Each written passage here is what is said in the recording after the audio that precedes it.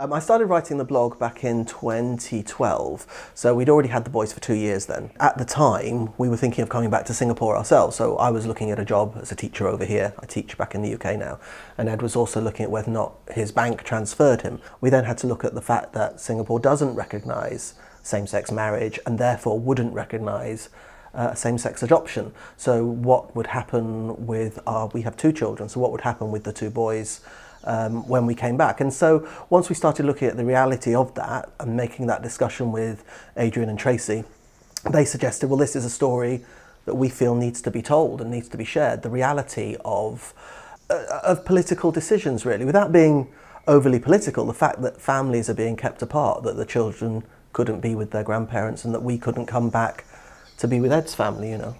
We've always wanted children, but at different point in time of our lives, and we've agreed that until it comes to a point where both of us want it at the same time, then that's where we'll start. I mean, life does take over, but with any other couple, at some point in time, you do come to a junction where you think we've got to do it. Either we do it now, or we will miss the opportunity to do it. Because kids do grow up really quickly, right? So when we moved back to London, we decided that it was right time, for both of us, and so we started that process, not knowing how difficult that process was going to be, obviously. As a stay-at-home parent, I started reading a lot of other people's blogs and input and things like that, and found a lot of it was very negative. A lot of it was about the problems of adoption, this, and the problems the children bring, and the baggage, and I thought, actually, we need to have something that looks at the positive side of it as well. Actually, what we're looking for is just situational, like if this happens, what can we do about it? So we were trying to come up with a way to provide that sort of sharing of guidance and what we can do or what others can do in similar situations, but in a more lighthearted and more welcoming way, and it doesn't have to be that negative, and that's how we started that blog.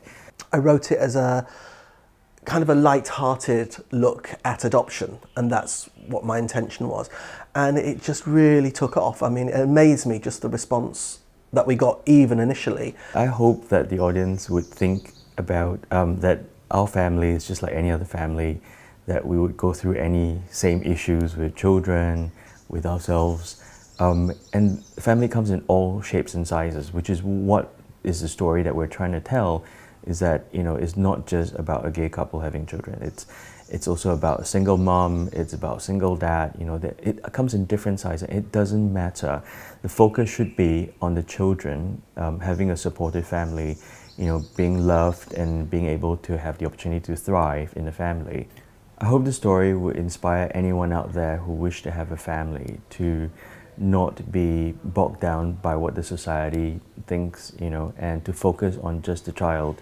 And as long as they can provide a loving family home for them, just go ahead and do it and be brave and just go do it. I think at the end of the day, it's about being inclusive. And being inclusive doesn't just mean, couples themselves, but when we say being inclusive, we mean the entire family. The different types of family, and not whether or not you approve of us or disapprove or whatever, but the fact that the other people are involved, the extended family, the children, their grandparents, how we are being all kept apart.